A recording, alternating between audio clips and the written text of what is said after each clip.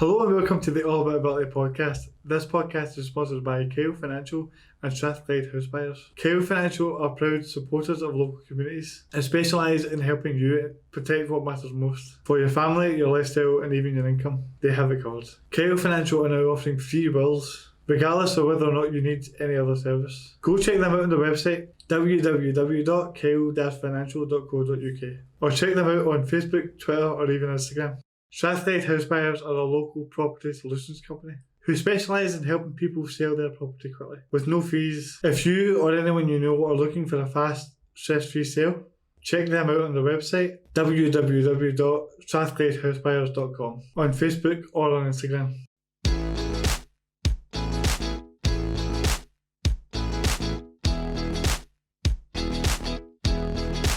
No, I'm up for having a laugh, but I don't think you should be calling me a cripple bastard, mate. It's not really nice, is it?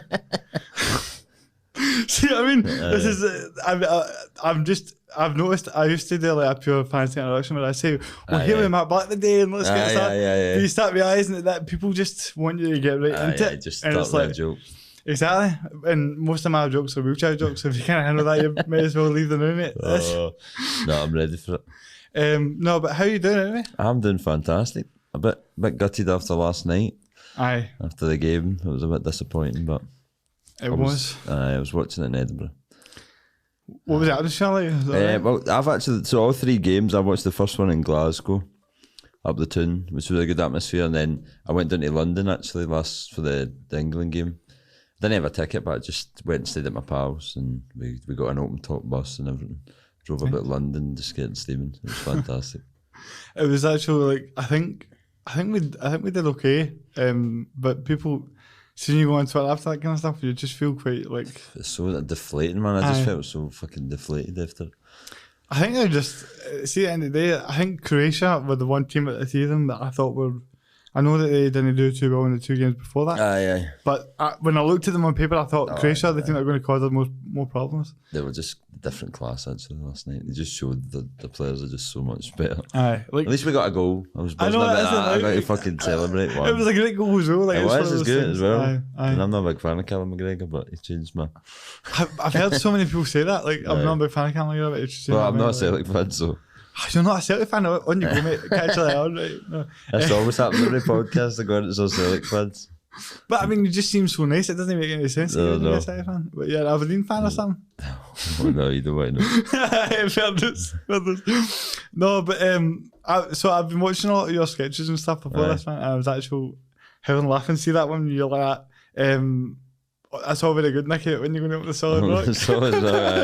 That was actually soon I was saying about the hat my granda gave me. That was something we found in his cupboard as well. And it just looked like one of the mad rockers. And I know, it was just like quite a niche joke. Not many people know about the go to the Solid. I know. It was just, I love going to the Solid though. I used to go for Cat House all the time. Oh man, I've never been to the Cat House because there's too many fucking stairs there. But I knew you were going to say that. I know they should put a lift in actually. Mate, I remember saying to them once, I was like, could you try and do something with this? And they were like, no. Just blankly, sorry. So if anyone for the Cat House is listening to this, you're cancelled, mate. That's it. You're finished. Not done. But no, so like when you're actually making up these jokes, how much actual time and thought process goes into it? Because see, when you're watching it, it just feels like it's so off the cuff all the time. Well, since a lot of them have been just off the cuff. Like the first one we did, I don't know if you saw it. There's the Stop Filming Me Courtney one. With the fag. That was just off the cuff. That just was like my wee brother filmed me saying that, and then we put it up, and it went heavy viral. But sometimes like my open goal one I'll talk about later was there a lot more thought went into that, and a few of the other ones I've done with my brother. But in general, sometimes it's just an idea that comes into your head and you just go with it. It's there's no too much thought. I'm not sitting down with a fucking blueprint of what I'm going to do. But because it seems like I feel like it's interesting how much it's taken off in terms of like videos and that just became like the normal thing where every comedian is just diving into this sort of genre. TikTok as well.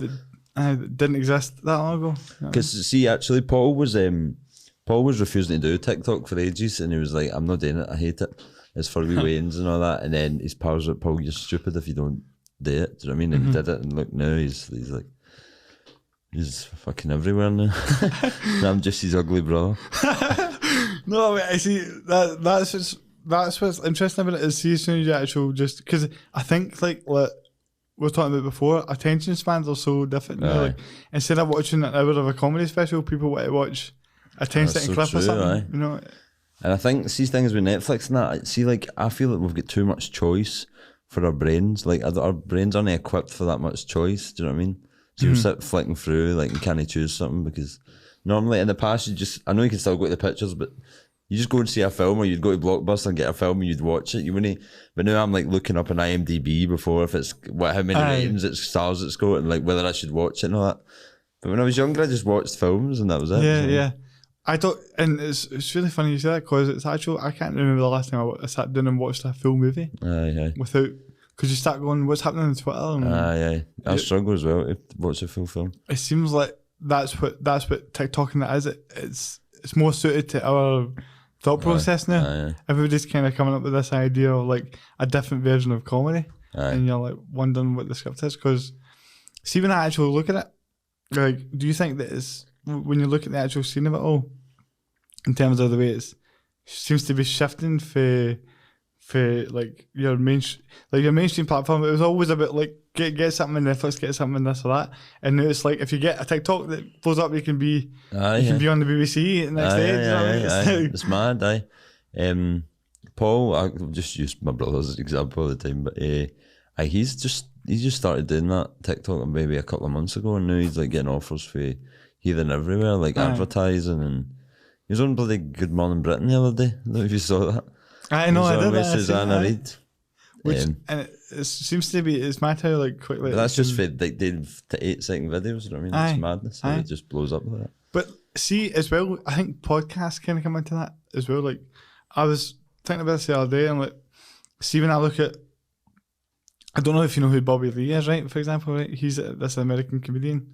I think I heard him. And he was talking about how like he was, in terms of going to shows and drawing people, he was like flopping a bit, and his career wasn't going anywhere.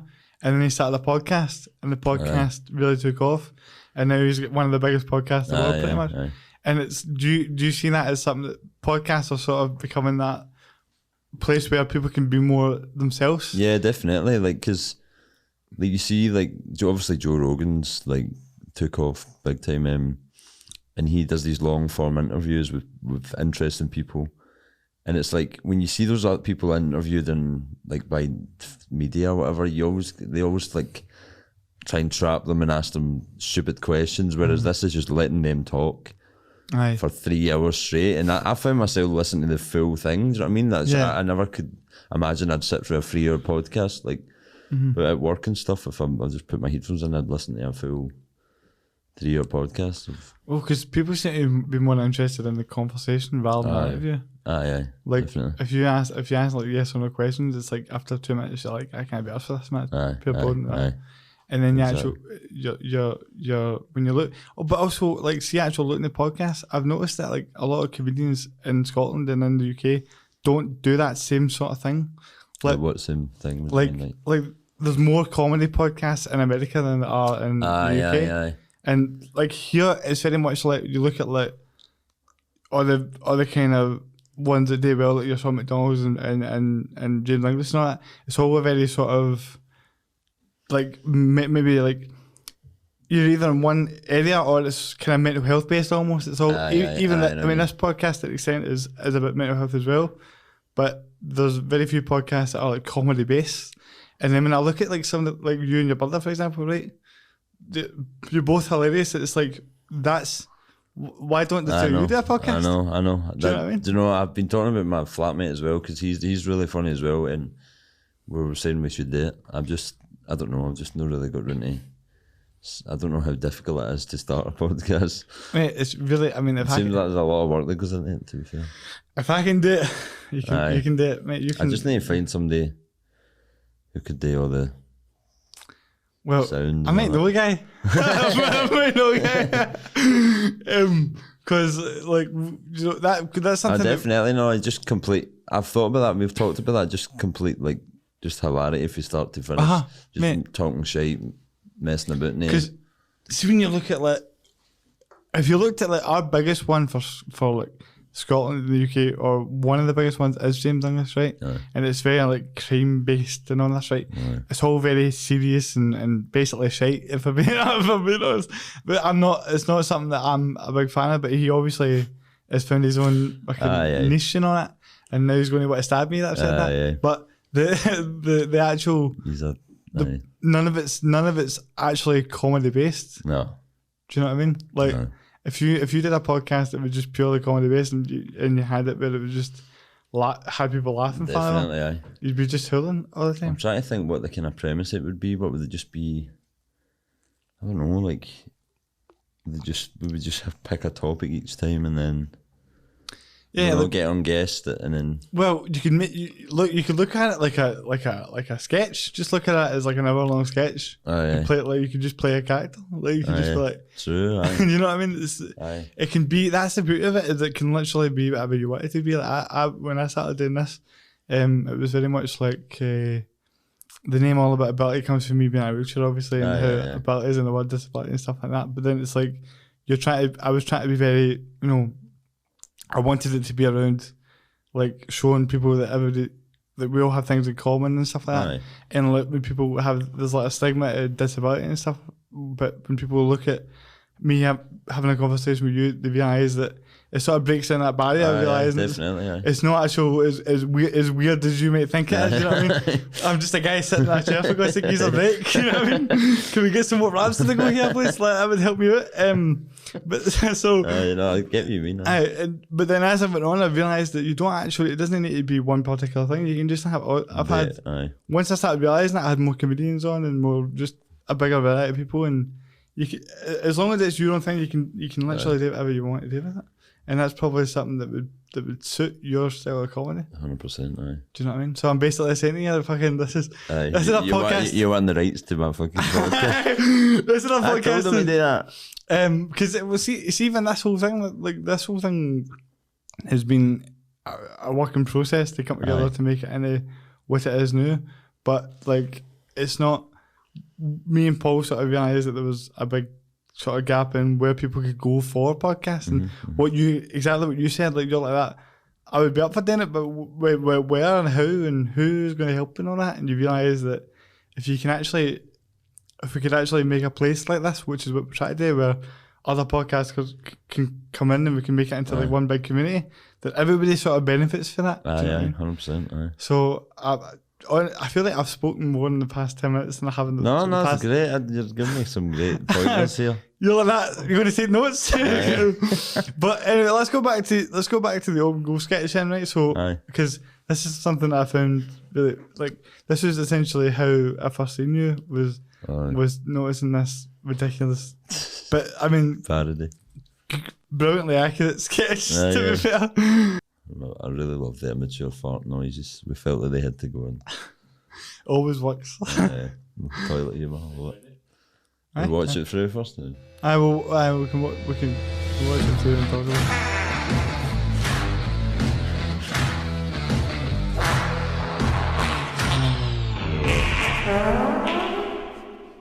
Right, brilliant, we're back. Got Derek on the pod today. Listen, Slaney. Absolutely, say. Holiday. Does it look like I've had a fucking hair transplant? Big Kev, how are you doing? Alright, Kev, did you have a good weekend? Must have had some stories, yeah. Nothing much. I just sat in the house with the missus and had a few daffer cakes. Right, brilliant, back to the football. You went to some film last weekend, Derek. What are you thinking, It's a tough one to call, say. I mean, Juventus, Dunfermline. And I'm sure the boy Crawford, you haven't fired up for that one. And I know Juventus have got your Ronaldos, your Daballas and such, but Dermot Park's a big tight pitch. I'm not so sure. 22 boys with their football boots on, playing football. And I like that side. I wouldn't actually want to call that. Listen. Right, brilliant. You're on fire today, Derek. Speaking of tough calls, did you go for a steak bake or a chicken bake this morning, Kev, Good one, Si. Morelos gets a fucking hard time. What's he fucking done? But obviously, Si, Rangers had a different animal under Gerrard this season. Obviously, man, fuck's sake. If I had to give you one bit of analysis, Celtic are pure shite. That's the thing about Celtic side. You've got players with so much potential that Ryan Kent sitting on the Celtic bench. I'm not so sure. Oh, that's fucking stinking, Kev. Fuck's sake.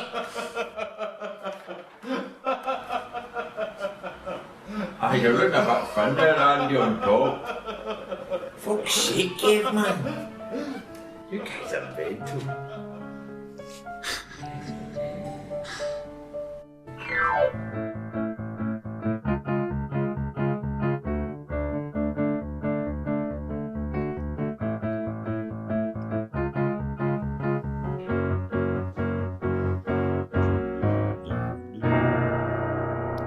Mate, it's so good. See the Derek Ferguson bit, by the way, it's so spot on the money. See if you watch. I know a lot of people don't like appreciated it as much. Aye.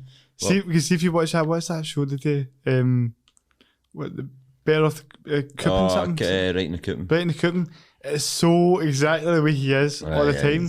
So if you actually watch him, it's. I don't know. Honestly, I was like, people do. With Derek Ferguson, I was saying to you earlier, he just kind of comes like he's a fence sitter. We actually had an idea at the very end that it would zoom out and he's sitting on an actual fence. So it would be quite funny. But he's just a fence sitter, like he never really takes any sides. You never know. He's a bit like Ali McCoy, he's a bit like that. And commentary, he's like, the game can be done. He's like, you never know. It's always. I loved how you use Crawford because it's always like, I'm sure that guy Crawford. Oh yeah.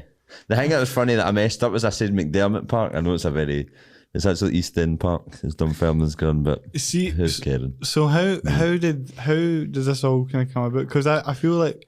Well, basically me and my flatmate, we were quite into it, like maybe at the end of last year, and we're like, we need to do a parody of that. We just need it. It's just too good. And I feel like I'm pretty good at impressions. Not like on the money perfect impressions, but I just notice a lot of the mannerisms. Mm-hmm. So I was doing like Andy Halliday and Kevin Kyle and a wee bit of Sai, and he was like, that's great. He was howling laughing at them. So we just came up with all these wee jokes. What was I going to say? We didn't even think the Sai, or the thing about Slaney as well was we thought, because Slaney's already so much a character, do you know what I mean? Already, it's quite hard to make fun of him. So I just we kept Slaney at a minimum, and the only really thing I remember him saying is absolutely all the time. I think that was like. And just being zoned out, like seeing the talking, he's just sitting like staring into space. Because that's probably the way to play it, because he's, like you say, he's such a pure character. Aye. It's like you want to kind of just. There's no point in trying to make. There's almost trying to make him funny because he already is funny. Exactly. Like, plus he would just he knows how to use that to his advantage. I don't know if he was happy about it. I don't know. He liked it on my Instagram, but he didn't share it or comment. But the rest of them all commented on it. Sai messaged me saying he loved it. Aye. Well, if I get Sly on, I'll be telling him, what is this set with this? My black sketch, you don't like it? Like, we'll start a fight with the two. Should make him watch again, see his reaction. See, like, I'm on, we'll pull it up, mate. We'll pull it up and we'll get on, because Kevin Kelly's going to come on, and Is he? Aye. So I'll. Class. I'll make. He loved it. He shared it and everything on Twitter, which I was chuffed about. Because I gave him pretty a fucking hard time with it. I know, like, just has some. He's not even far. It's not even heavy. He's just thought it'd be funny.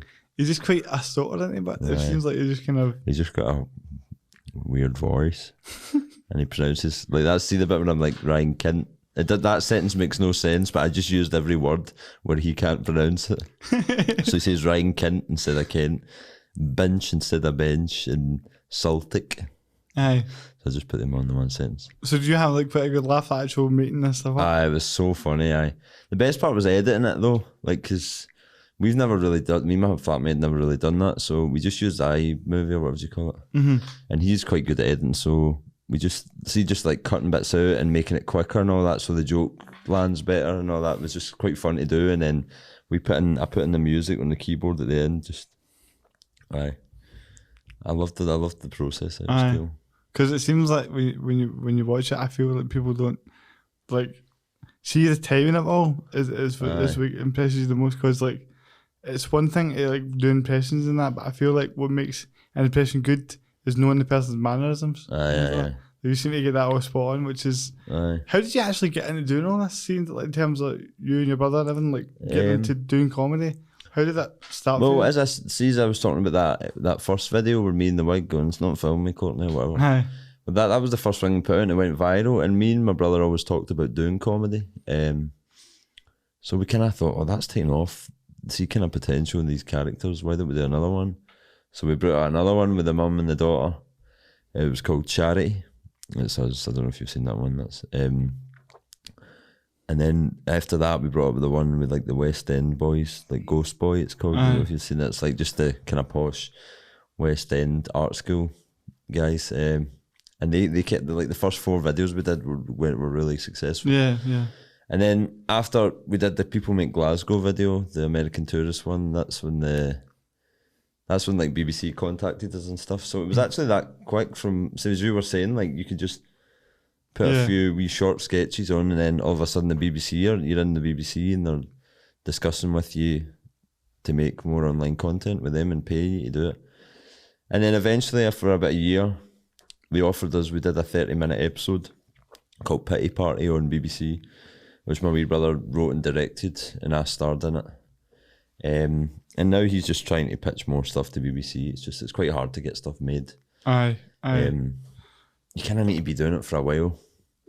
It seems to be like, and for BBC Scotland, that the people that have been there for ages are just, I don't know. Yeah, like you're kind of need to be in the. I don't know. It's just I don't think that they're too keen on just giving young people a full TV show. I don't know. Do you think well, Greg and Ford, Kieran were pretty young when they got chewing the fat? I can remember. Well, but maybe that was a different sort of, because they seem to be quite focused on making sure it's also like, because your comedy is pretty free and it can just be whatever it was, but when it gets to BBC they need to be like, well, what's he saying here? I know. That's exactly it. Like if you're sitting. If it was me sitting talking about wheelchair jokes, I don't know if they would take that. Do you know what I mean? Well, that's the thing. There's people there, commissioners and stuff. They've got a job to do, so they need. You have to filter all your comedy through that, and then it's quite a bit soul destroying when you're like losing when they don't see what you see, and it just kind of waters down your comedy. I'm not saying they always do that, but it can happen, and that's why I started doing stand up. I started doing stand up just before the pandemic. I'd done about 10 gigs. And that was great because I was just free on stage to say what I want. There's no even working with my brother was a bit of a like I had to put pass my jokes by him and see if he thought they were funny, and sometimes he didn't because we sometimes have quite a different sense of humour. So doing stand up was great, and I can't wait to do it again. But it's the stuff's just opening up. How like far did you get in my set like comedy wise? Have you done like a 20-minute? No, I've done 10 minutes as max. I started off 5 minutes at the stand at Red Raw. Have you ever been down to the stand? Well, I've heard it. Like I was going to go a couple of times for Dad Connell, but I've never seen Darren live, but he's really good. I've seen him on the internet. He just talks about putting Ricky's up his after. That's his main thing. But no, the only reason why I'm not really, I want to be more involved in the comedy scene, but it's more to do with access and shit. If I'm being honest, it's not like in a serious way. Like it's pure. It's not. I was just thinking there, the stand doesn't really have any access to. And it's funny because people don't think about it until you walk up in the wheelchair and you're like, oh shit, exactly. That's taking. So it's like, but I know. But do you think that like actually, because that's interesting you say that. I feel like new with podcasts and with TikTok and all that, it seems like, do you still view that the same as stand up, or are those still two very different things? Well, like you mean doing videos and doing stand up? Because I feel like it's almost when there's people that are really doing really well with TikTok and all these different videos that are like they've still called themselves. I've never done a stand up set in my life. But I'm a stand-up comedian because I do TikTok videos. Does that? I've seen comedians like not like that. No, I get. I was talking to my pal about this the other day. It's like for me, like, even though I've done it, I'm no like blowing my own trumpet, but it's a really fucking hard thing to do, like bring yourself to day, especially because most people are terrified of public speaking, do you know what I mean? Yeah, of course. So it's, for me, I was shitting myself, I was terrified. I had to down fucking 2 dragon soups and half a bottle of wine before I went on, and I was still shaking. Well, maybe that's because of dragon soups. My leg was like that. But I was mad with it, and I was still nervous, and I was like, fucking hell, this is how nerve-wracking this is. Aye. So I was, when I did that, I was like, oh my God, that was so much easier than I thought. And it wasn't that it wasn't terrifying, and there was moments where I could feel my nerves creeping up, but I realised if you've got good jokes and you know kind of how to deliver them, you're generally all right. Obviously you're going to bomb occasionally, and some jokes won't land, but I feel now I have, even though I've only done like 10 gigs, I feel confident in the jokes I've written, because I know that I find them funny, so other people find them funny. But it's just about, the only thing I kind of struggle with that I haven't had to deal with is the crowd interaction. Do you know what I mean? Like some cunts like putting you off and shouting your shit. Like, Heckler. Aye, because I've never really been able to like put people down, like slagging matches. I'm not a great slagger. Aye, I can't. Aye, like Frankie Boyle. Yeah. He just annihilates people. Aye, It's hilarious. Well, you were calling me all sorts of things before this. I don't know what you're talking about, mate. This guy's a fucking dick, man. No, but like that's interesting, because like that's probably something that will come into it eventually. Is like actually having to deal with arseholes. I feel like I digressed there. Aye, so you were saying about the comedians. Aye, what I'm saying is because I think comedians see it as such a hard thing to do, stand up, and then if I get why if they see a wee guy on the internet who's doing a 2-second video talking shit and then goes viral and gets money, gets a TV show, do you know what I mean? Yeah, they can be. That can be frustrating, because stand up is really as a graft, and I haven't even started basically yet. Do you know what I mean? I'm just, aye. So it can be frustrating, but I tend not to try and get angry about stuff like that. Just focus on myself. But it's interesting that you can still get that like pure buzz out of it, like being on stage and aye, it is some buzz. And that's always going to be, as much as we're going to keep evolving into that sort of TikTok area, it's always going to be a different thing of going in front of a stage and doing all that. Aye. But that's obviously not been on for the past year, so I think it's interesting, like when you talk about how like you're obviously really nervous and you go up there and you start getting confident in your material. Aye. And the fact you can deliver it, is that like, so when I think about that, like what's interesting is the fact that you going into anything, it's almost like as long as you know that you know how to do it, aye, those nerves sort of kind of go away as you start to do it. Like every podcast I do, exactly. I'm like, oh, I don't know if I'm going to know. It's like I'll do like loads of them and you don't know, and then you start recording and then 2 minutes go by and you're like, oh, I know how to do this. Like, were you like, seeming like Psy came on, were your nerves even more? Was that like a bit? Mate, you should have seen me like the half an hour before this. Usually like, me and Paul, the producer, Paul Shields, we'll have a chat, and Lindsay was here, she's the photographer that's here sometimes, and I'll come in and I'll normally be like, all chatty and we'll talk about things, how's it going and all that, and I was just pure sitting there like that. Pure, and before he was in, and they're all like that, you alright? And I'm like, aye. just focus, because you feel like you're like that. People are really going to see this, you know? But you start realising that like this is going to show whether I'm okay at this or not. Do you know what I mean? Because they're obviously one of the biggest at this whole thing, podcasting and stuff. So if you can show that you're, if you can show that you can hang with them, so to speak, then people start going, oh, this guy knows what he's doing. I know. So then you start going, I'd done like 30 or something before that, and I was thinking, well, if I come in and pure bottle this, people are going to pure know it. You know what I mean? So, but it's interesting because it's fun. Like when you get over that, when you go over the hill of feeling fucking nervous, and then you start getting into it and you go, no, so this is going really well. Like there was a point like 20 minutes into it and I was like, oh, I'm in it now. Like I know. What celebrate, you know? It's like what you did. There was just like, exactly. Like, I'm getting cramp in my leg, sorry. Oh, no, your legs are still better than me, mate, don't worry about it. But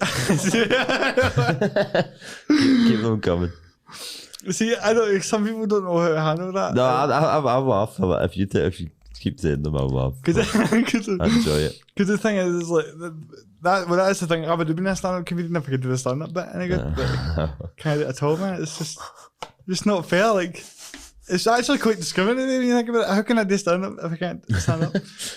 But was that? Oh wait, actually, I did see someone in a wheelchair on the stand.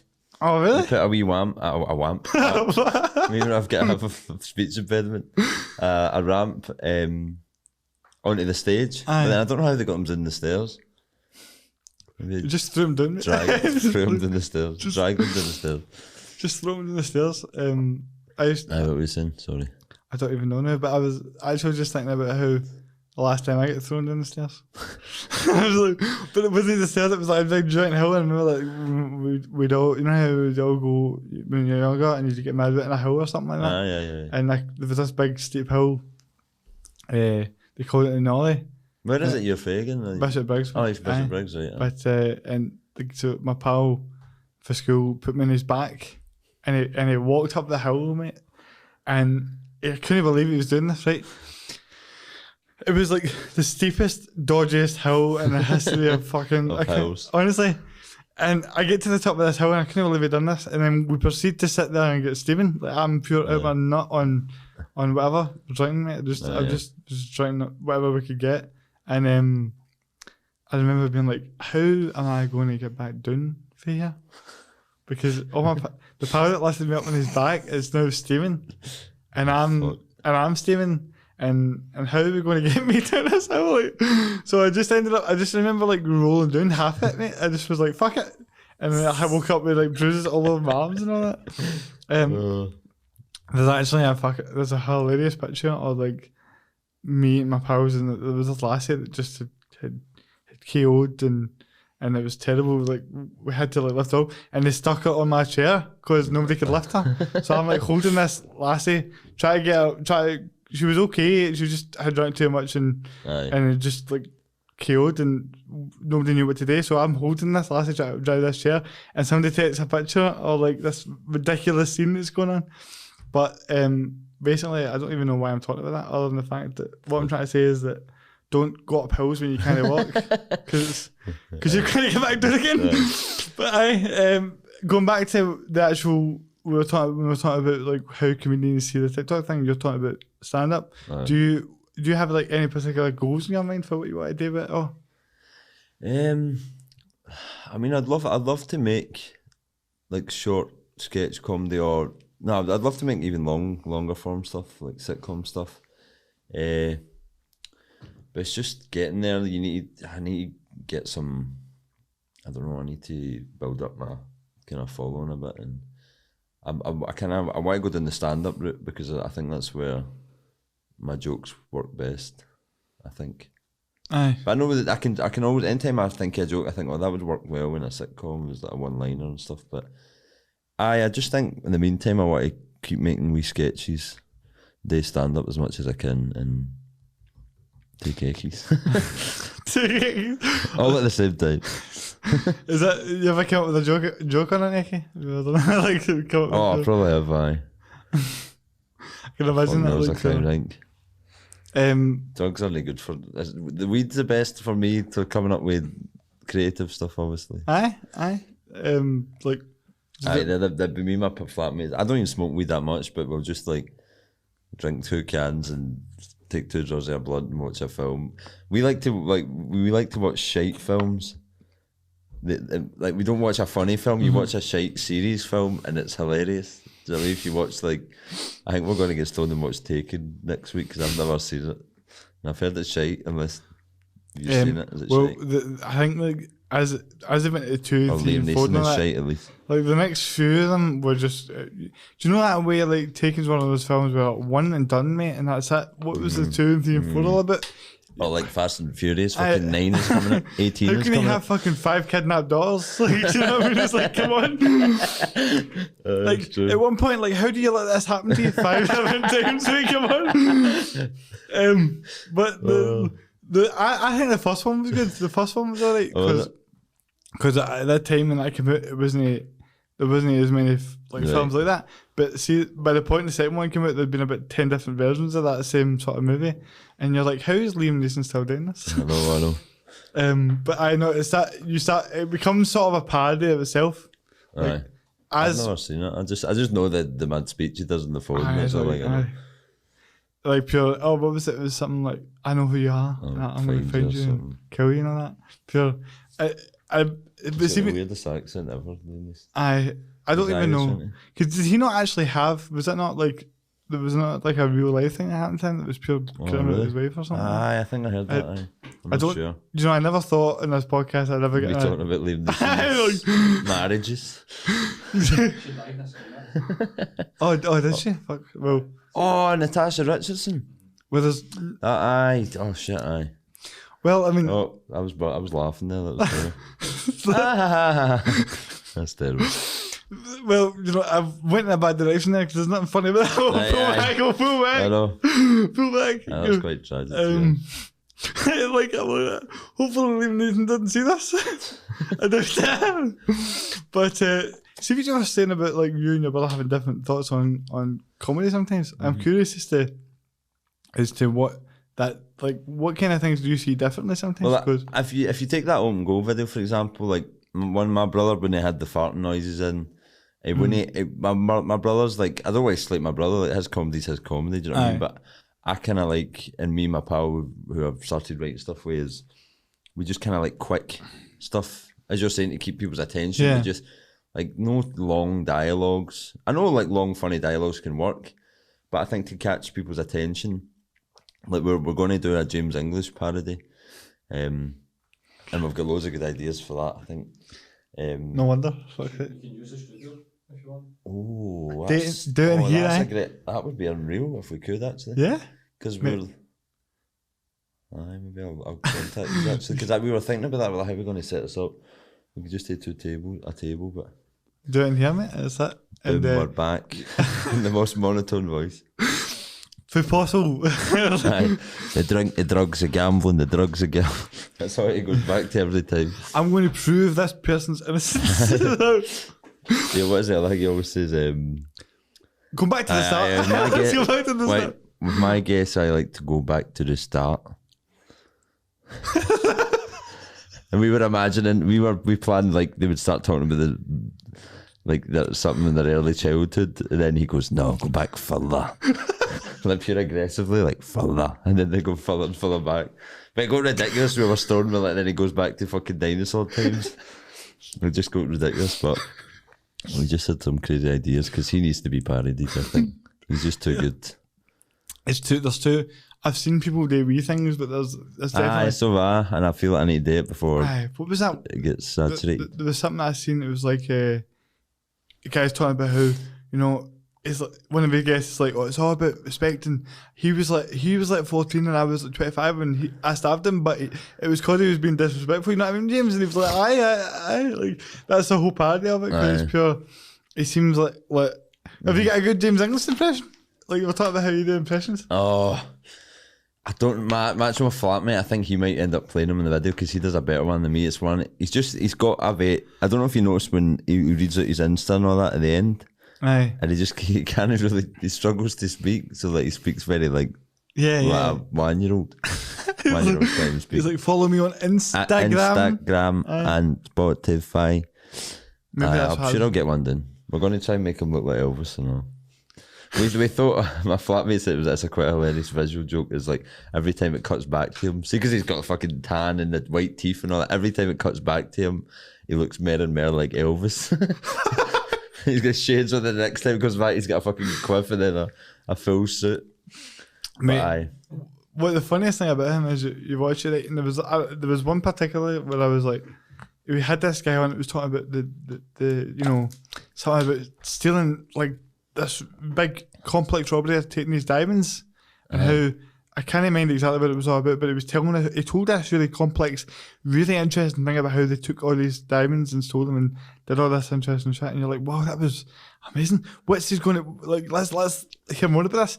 And it just goes like, it's just like.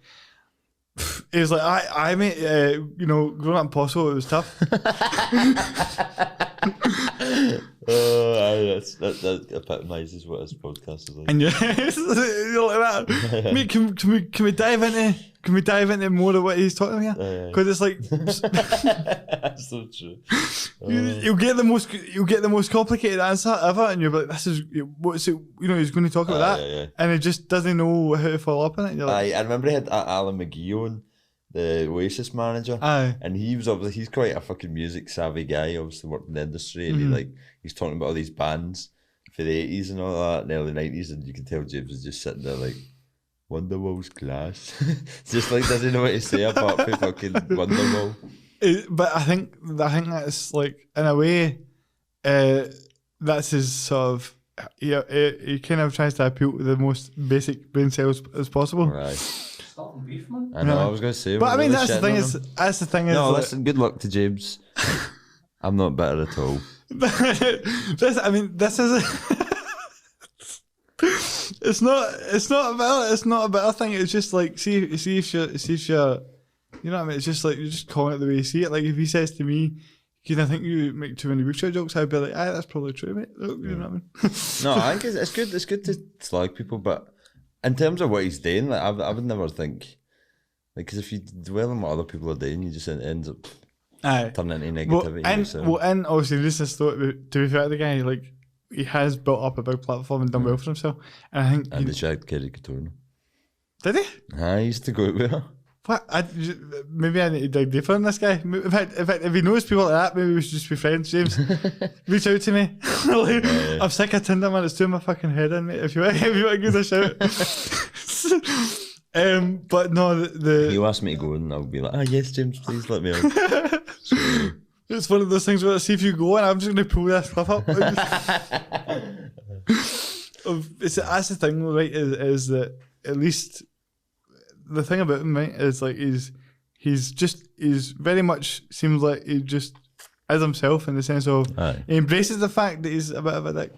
No, definitely. I do admire that. And still call him a dick, but I admire but him. like I call him a dick in a good way, like fair play to the guy for having the balls to just be like, people will say, what about the Tommy Robinson thing and all that? And he was like, fuck off, mate, it got views, just leave me alone. Do you know what I mean? It's like, and that's Darren G stuff. Aye. Did you see all that piss, man? It was pure. But that Darren G cunt looks, I don't know, man, I don't know if he's smoking too much weed or something, but it seems a bit.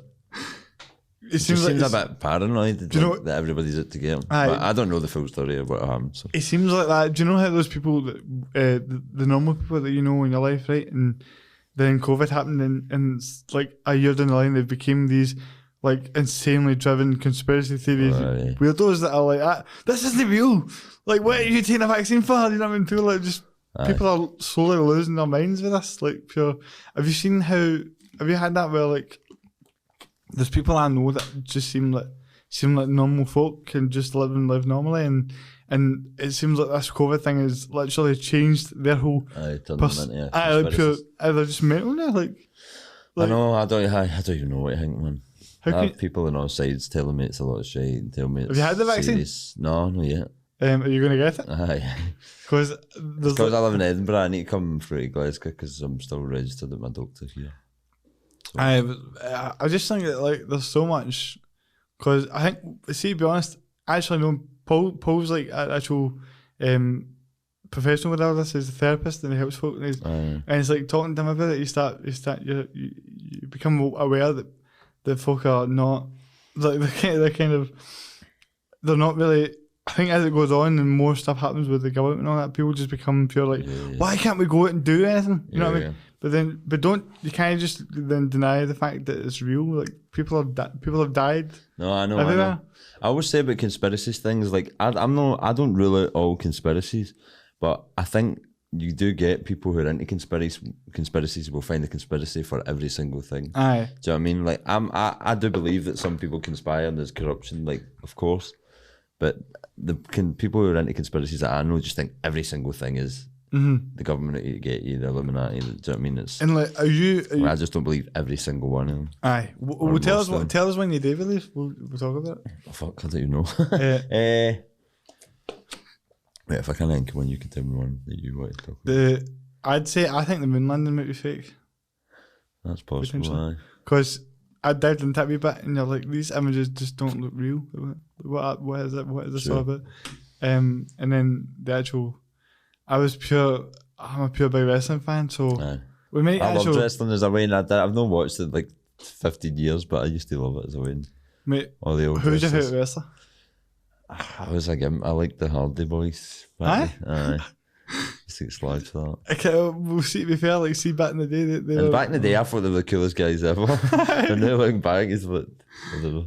They were quite cliche, but like, the Hardy Boys. I mean, a lot of the people, that Eddie Guerrero died, didn't he? He's a good guy. We can talk about China. That woman, she died as well. Eddie, but a lot of them they seem to kind of, for that generation particularly, the Eddie Guerrero's on it, they seem to kind of had a lot of health issues and shit like that. They all fucking juiced up. Well, I mean, it was funny, like, The Undertaker was on Joe Rogan's podcast. And was it recent? Was that recent? Or I need to watch it. It was like a month or so ago, and it was funny when they were showing this guy, Braun Strowman, and he's like this big, jacked, like ridiculously jacked, unhuman, like, you know, it's just like, when you look at him, you go, this isn't he's not a normal guy. And they're showing clips of him doing stuff, and Undertaker's like, we have a better system in place, and there's nothing, you know, there's no, and Joe Rogan's like, so you're telling me this guy's not on steroids? And Undertaker just like, he just goes, I'm not saying that, but you know, it's just one of those things. Like, I feel like every podcast I somehow managed to get wrestling in there somehow. But Hardy Boys is a good choice, mate. Hardy Boys is a good choice. I regret it. We cut that bit out. Everybody's going to know. Who's yours? Much worse, mate. Mine's much worse than Hardy Boys. It was Shawn Michaels, because and he had like the fucking sexy voice, something like that. Like, he was coming out like 40 years old still with the song Sexy Boy, and you're like, mate, you're remember that guy, what was his name? Was it Billy Gunn or something? The guy who had green hot pants. Like coming out in I remember him. He called himself Ass Man because he had the fucking... I loved it back in the day. I used to watch Sunday Heat. I used to watch. I didn't have Sky, so we could only watch it. I think UFC sort of took a lot of the hardcore, like Stone Cold Steve Austin audience. All went towards, like, do you know, like, the real fight, so to speak. You know what I mean? And they've almost became this Disney thing. It seems like. But anyway, I don't know why I'm talking about that. No, we were talking about conspiracy theories, but I don't know. I've not really got. I don't know. 9/11's probably a big one, but I don't know. I don't know what I believe of that. To be honest, I really don't. It's a hard one because you're like, well, how can that not be?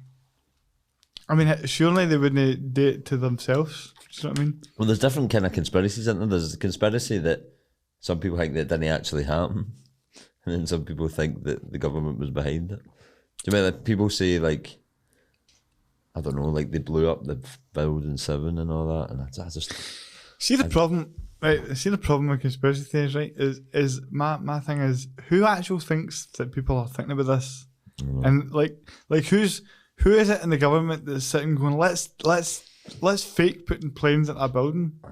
Do you know what I mean? Like who I think the level of operation that would take and people to be in on it, to pass that, to carry that out, is just. I think, like, see, the older you get, and the more you realise that everybody's kind of just the same, and we're all just kind of human.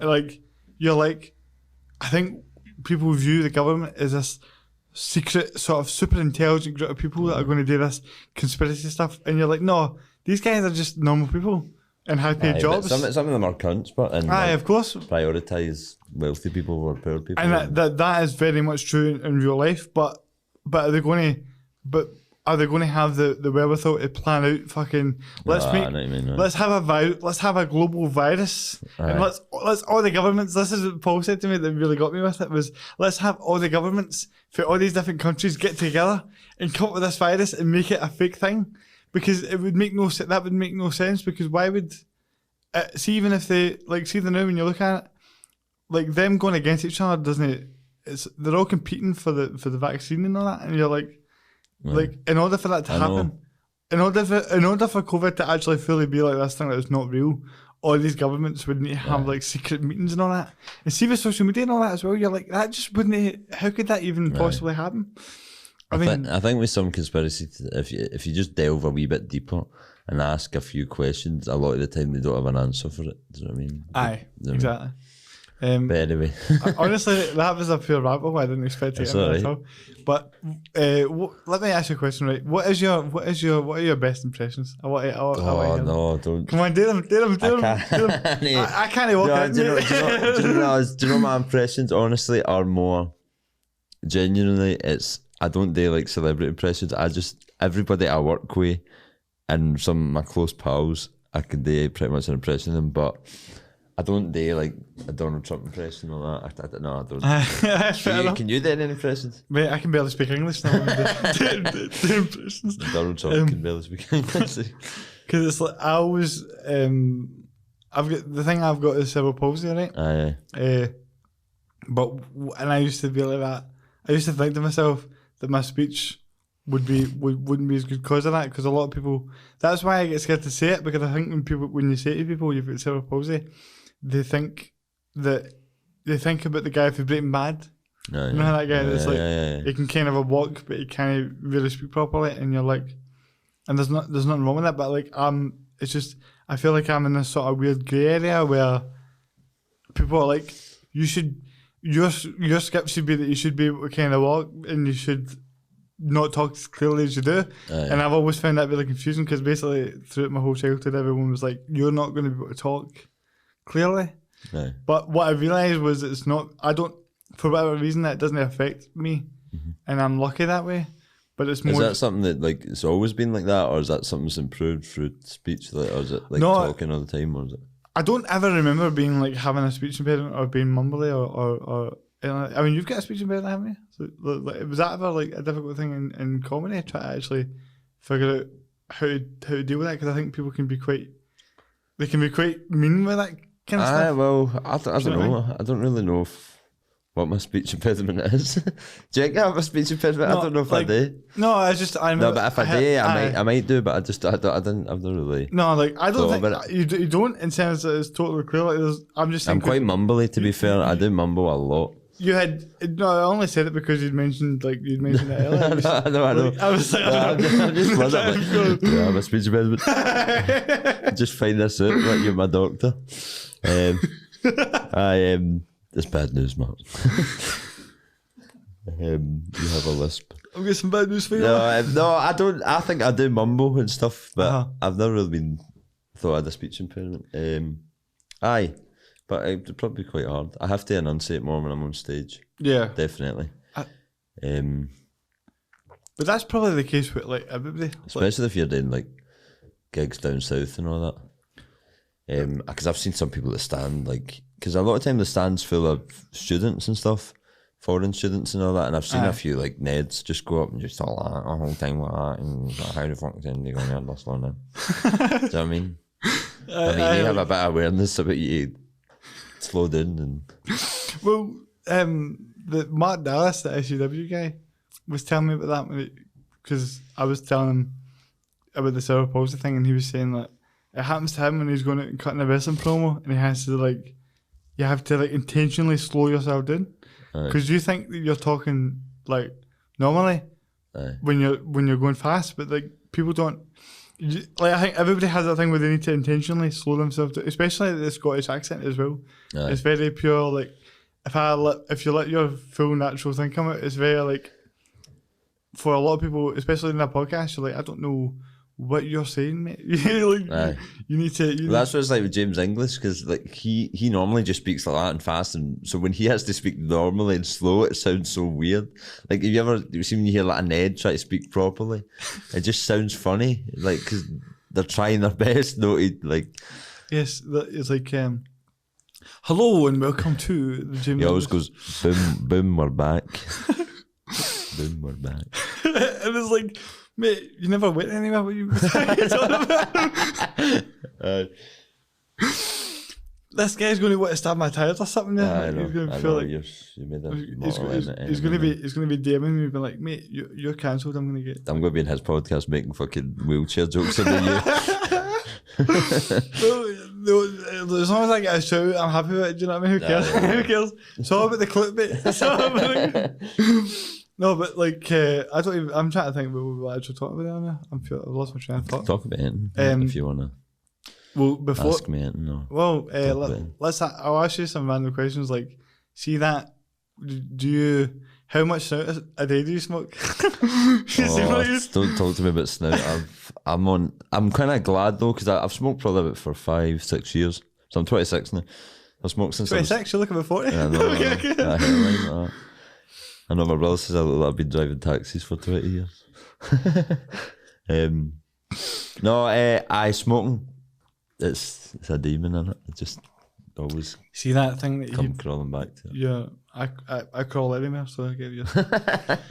But see that thing that your brother felt when it was like the comic, like the comic comedians, and it's like that. It's just like all these different ranking people, and it just has you over the bottom. I mean, non-applicable. The cunt.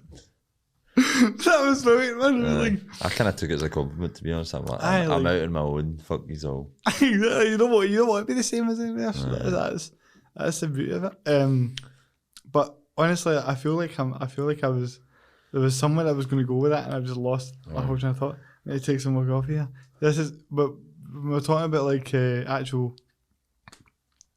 So see when you're talking on the stage, I've always had comedians talk about how like times where they've really like bombed badly, and it's like made them. Have you got any like scenarios like that? Well, to be fair, I've only done 10 gigs, so the majority of them have went well, but I have had moments where, so I did a few gigs in a wee place in Shawlands, and there was one point I just went up on the stage. There was only about 20 people in it. It was only a wee small room, and my mind just went completely blank.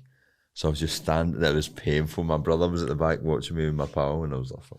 I just stood for like almost a full minute, like, oh shit, what was I going to say? that was a moment I think back when I'm in the shower, like, oh fuck, like cringing, you know, you just like, but apart from that, see when I was saying like, once you do it a few times, like you realise it's not as hard as you think. It's like, there is silence. See, sometimes initially when I encountered a silence, I thought, oh fuck, I'm not funny, I just think this is the worst, but over time, I've done 10 gigs, you learn to kind of ride the silences, and then they don't affect you as much. Aye. Like you realise a silence doesn't mean you're shy. A silence just means maybe the way you structured that joke wasn't, you kind of learn from it, like you should put the punchline here, or no tell the joke at all because it's shy. So it's like about the timing. So I'm excited to just do more stand-up so I can learn like the craft. Do you know what I mean? 'Cause it is like, when was your last one? It would have been start 2020.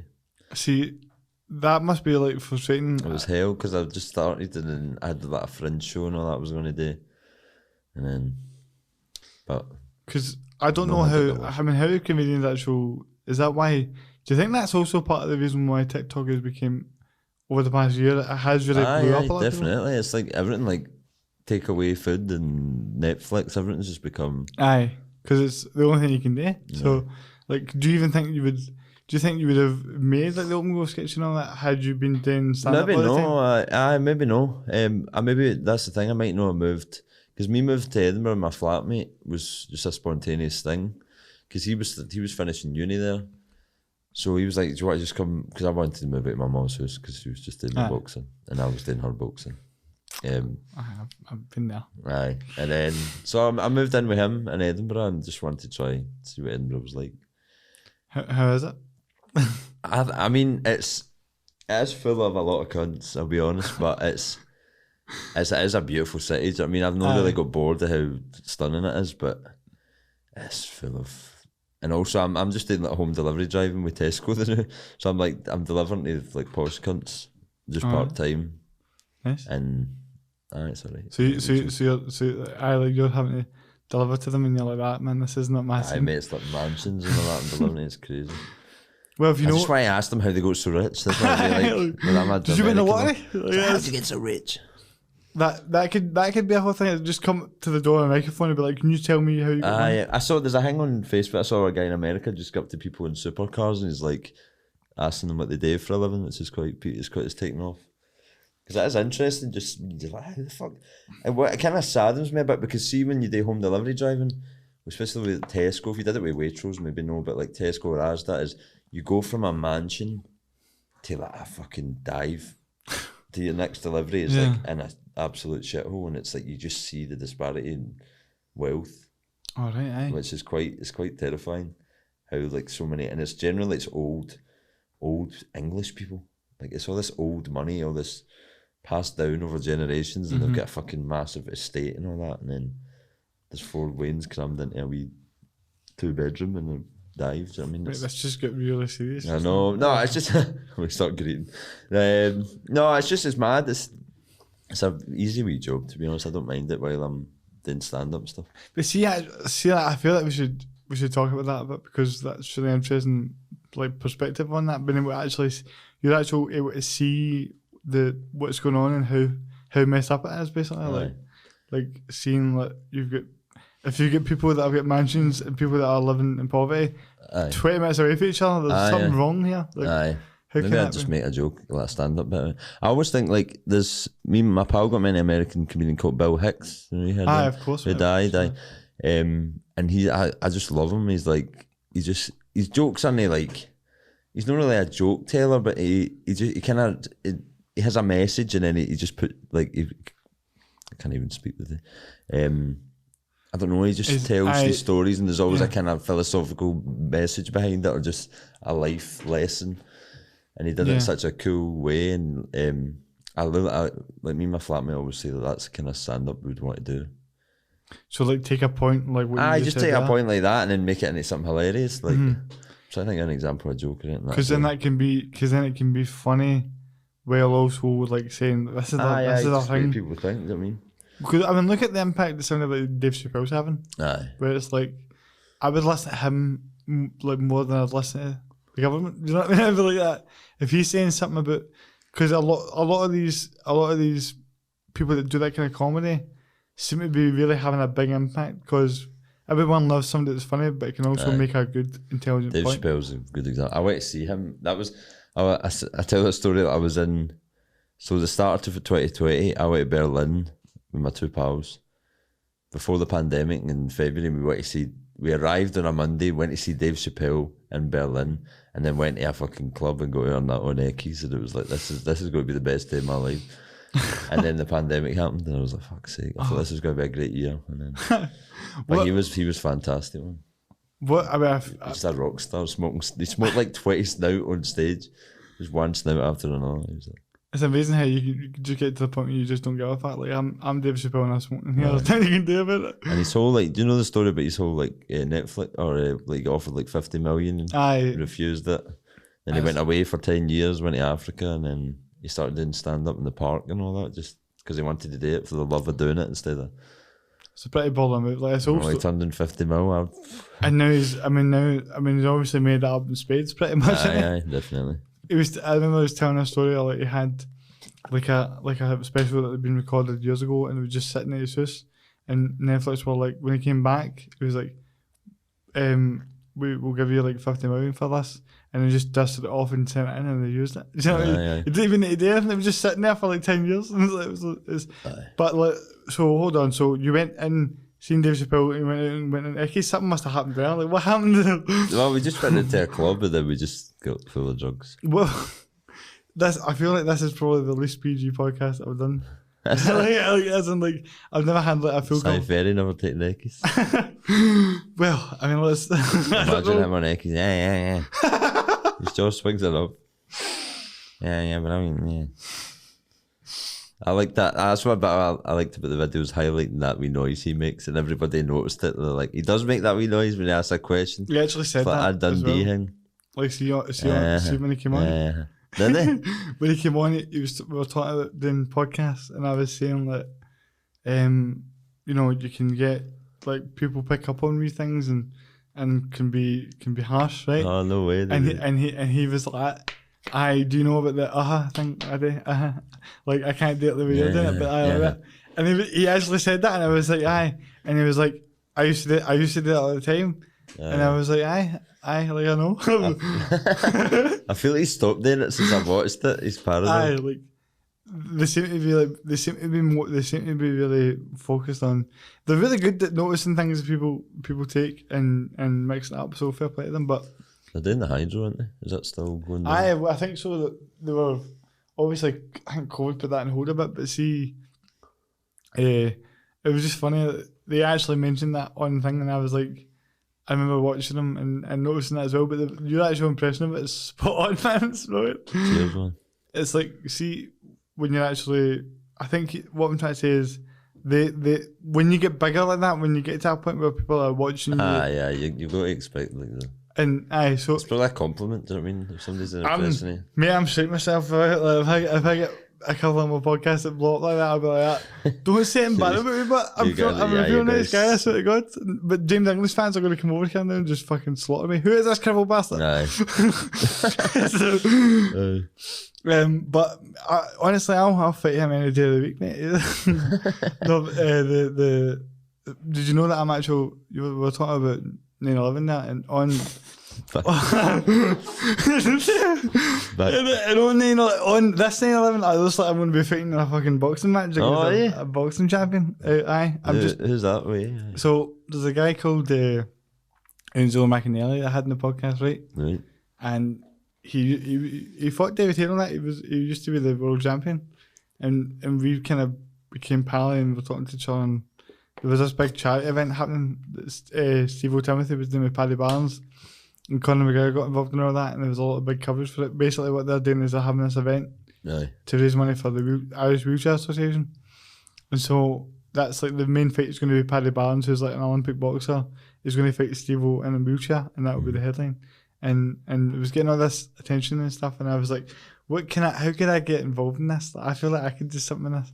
So then I messaged Enzo, and I was like, would you have a charity boxing match with me?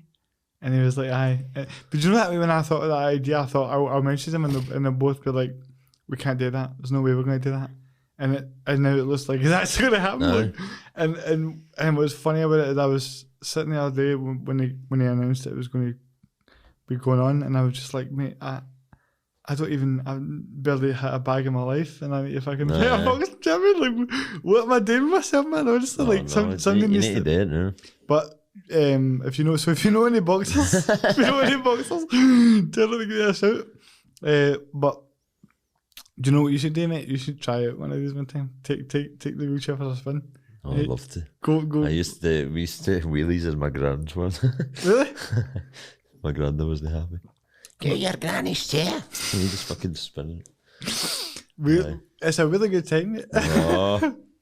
But see that. I was thinking in the top of my head. See, that's the thing. I feel like I'm showing you a different genre of comedy now. All these wheelchair jokes. He's going to get up on stage and be like, "I did this podcast with this guy," right? And he just wouldn't stop. Like, just slaughtered you. No, there was a wee guy. Remember the wee guy on Britain's Got Talent? The wee Jack guy. Do you remember the glasses? Aye. Did he have cerebral palsy? I don't know. I think so. He was really funny, that wee guy. What there was? He made a lot of Harry Potter jokes and because he did specs and. Aye. Oh, he was like, the first thing he said was like, came on that wee thing, and he was like, I know you're thinking Harry Potter's had a nasty Quidditch accident or something. He was a wee guy, so his humour was quite light-hearted, but he was pretty funny. He knew how to deliver jokes. You know how you were talking about Bill Hicks earlier? Aye. Is there like any other type of comedians that you necessarily look up to and think that's... American ones, I'd say him and Dave Chappelle. A few other ones I like Bill Burr. In Scotland, I do love Frankie Boyle. In terms of a stand-up, I think he's brilliant.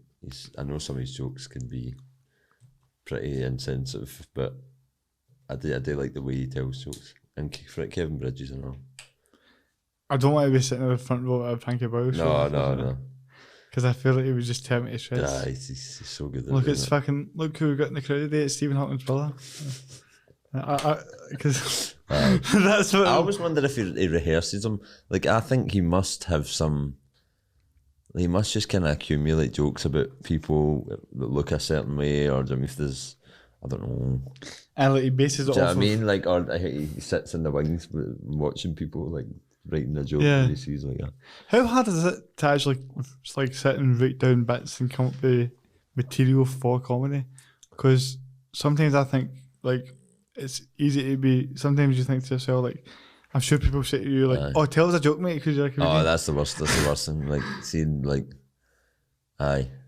say something funny. Like I see amount of people come up to me when I'm out, and then they're just like, "Say, don't film me, Courtney," or like, "Say something funny." I was like, "That's the worst thing you could say to somebody." Like, where can we find that stop filming cut in the schedule? We'll pull yeah, that it's on YouTube as well. because I It's just on Twitter as well, but it might be quite far back on Twitter on the timeline.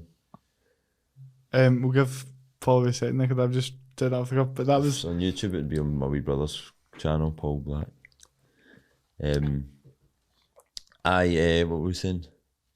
not Coming about up with jokes. Aye, I like it, but I think, see, when you sit down, me and my flatmate say this, it's like when you sit down, try to think of something, a lot of the time it doesn't come to you, do you know what I mean? If you need to kind of force yourself to write, but I generally just have a thought in my head and I'm like, oh, that's a good idea for a stand-up. If you're just riffing with your pals, and then that's generally how So there's a lot of it like trial and error, like pure Aye. to be like, because I've gotten really into like how it all works because I find it like it's easy to just be funny with your pals and that, but then when you actually go on a stage, like that's a good point. A lot of people say that. it's totally A lot of people say, oh, I could do that, but then why aren't you doing it? You go up there and do it and then come back and say, because it must be like a sense of like accomplishment when you go up there pure nervous and then people are laughing and you're like, mate, it was some buzz. I mean, I was also mad with it, so do you think you ever did it not mad with it? I have done it sober. Aye. Well, with one pint. So this is just so basically I'll explain those. I've told this story about times, but those wigs, my brother-in-law, my sister's husband, was in a big Beatles tribute band. They're pretty big, and he played George Harrison, and so he has all these Beatles wigs kicking about for different eras. So they two wigs are just George Harrison wigs. So we just put them on, and I put on my sister's dressing gown or house coat. No, I don't give a fuck, John. A fucking rattler come right across the flare. And then she'll see. You don't film me, Courtney. People as mad at people that are mad, that's like that was just 10 seconds of nonsense, and like people still say that, shout that to me to this day. Is that because I think it's because that sketch is real in a lot of Scotland's households. So I know that, but that's what we try. We do kind of channel. We channel a lot of people for our childhood in all the characters. Really, it's just like that woman is a mixture of like everybody's ma or auntie, or for us it's a mixture of my ma, my gran, and my mum's pals. So I mean, it's just that's why it's relatable. It's just it's nonsense. I'm just ranting shit. Aye, but it's just catching it like mid rants. What we found funny, like that kind of mockumentary style, and that's what our sketches initially looked quite shite. Do you know what I mean? Like visually, yeah. But we'd always say that it kind of, I don't know, adds to it a bit. Do you know what I mean? See if it looks too good. And I think when we did the actual TV show thing, it did look really good, and I thought maybe it kind of detracted for the. You know what I mean, if it looks shite, it kind of makes it look a bit more. Because it seems like that kind of shot of it makes it look more real, like more in the actual. Because you start overproducing things, and it doesn't have the same authenticity. Basically, is what it is. Did you not say that you were going to be doing something with you and your pal? Were going to be doing something? Well, it's a change of plan. I don't even know if this show has came out yet.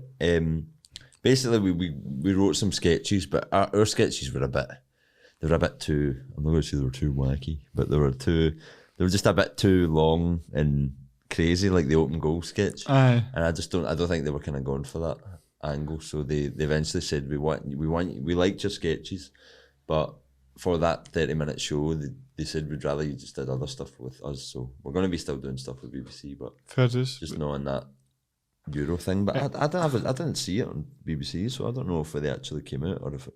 So it needs to be like basically what they're saying is with it a comedy, but let us sort of filter it first, essentially. Aye.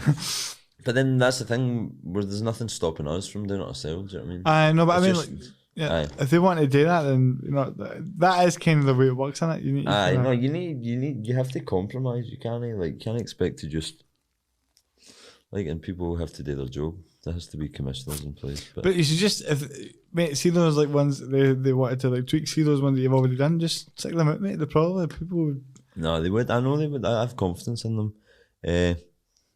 I don't know. I just BBC Scotland. I've not got a problem with them. They just I do feel like they don't take as many risks, but that's their brand. You know what I mean, they're catering to pretty large kind of demographic of young and old people. And do you think like Channel 4 or anything like that? Do you think that opportunities for young comedians in Scotland particularly seem to be not very?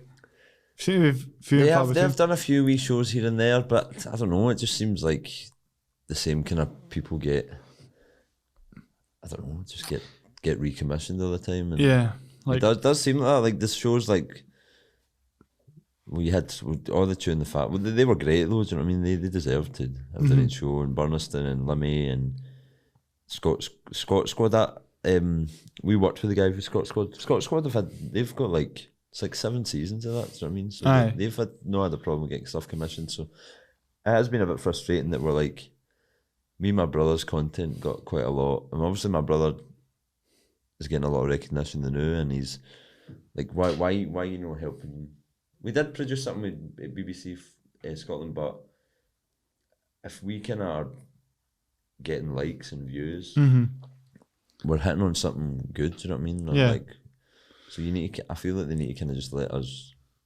Yeah, have a bit more free reign, but it's the way it is. Well, because that's exactly right, mate. If you're actually hitting the right mark with the audience, then why not? That's what I mean. It's like we in a sense we're finding what's funny, and then you take it to them, and they're like, "But what does it mean?" So you're always philosophical, I mean, not to. I don't mean this in a bad way, but it's almost like they're not as in touch with what is funny. Aye. Because you see, you and your brother. Definitely, actually. You see them actual. You're getting hundreds of thousands of views on stuff, man. Every I know. Everything he's putting out is I see it everywhere. I see his face everywhere. Paul is everywhere right now. And it's is that? I mean, obviously, he's your brother, and obviously you want him to do well. But is there a part of you that's I need to get more involved in this? I need to get myself out there. No, I definitely know. I don't. I'm glad that me and Paul. I'm kind of glad that me and Paul aren't going to really be doing sketches together. I don't think we might if he gets a TV show or something and he has me acting in it, then definitely I'd do that. But in terms of what we see as funny, I just see my flatmate that I'm living with. Me and him are more in tune with. We maybe just lack the productivity. Do you know what I mean? We should be doing a podcast, as you said, just a funny podcast. Well, hopefully, maybe I'll try and get it started. Mate, see, you can actually just day one in here. Let's just day one in here. Come up with my name and day. Really? I'm not even kidding on. That's our whole thing. We're letting people come in and do it. So really, Paul and me, I'm learning how to do all the stuff, and we know how to produce it. So if you want to do it, then hopefully people find this alright. Because that cut all the 9/11 jokes. And to do with any people that murdered anybody else coming out of the podcast. It's going to look so stupid. It's going to just jump cuts with sounds because we're taking out every offensive bit. But I hope I wasn't as boring as a fucking James English. Or No. See, because now that I've went into it, I feel like I might as well just go right into it and say fuck that guy. but no, mate, I feel like I spoke far too much. No, that was good. It was good. I enjoyed it. No, actually, I really enjoyed talking to you, mate. No, it's fantastic. Hopefully we'll may come back on down the line. Aye, of course, mate, definitely. Do you know what we should do? You should do a podcast. When you're doing a podcast with your pal, do one in that character. See, the one with the wig and the mall and all that. You should just do one in that character. People would. That'd be so funny. Aye, true. That's it. If you, not even as a sketch, just a 45-minute conversation of you just being that person. Aye. I know, that's the idea. Because that would be hilarious. Maybe get Paul. I could ask Paul to do it with me, actually. Aye. Two of us could do it. Well, that's what's. Maybe get somebody else in. That's the thing. You could just use me as the guy that takes all the wheelchair jokes. You could just be just have the two of you, and then have me, and I can be pure. I could be pure like sitting pure like playing it up and be like as if I'm like just like not sure what's going on. Like, what's happening here? Aye. But no, mate, honestly, you should definitely do that, and that's something that is like. Thanks for giving me the idea, because I was thinking about it, but you're right, I definitely should do it. Good stuff, man. Hopefully we see that soon, and I'm looking forward to this coming out. Hopefully I don't get too many fucking death hits for Jim Longest fans, but we're okay. No, I will after the day this parody. No, I'll be watching it for that. But no, definitely. No, you're welcome back anytime, mate. Thank you so much for having me on, man. That was class.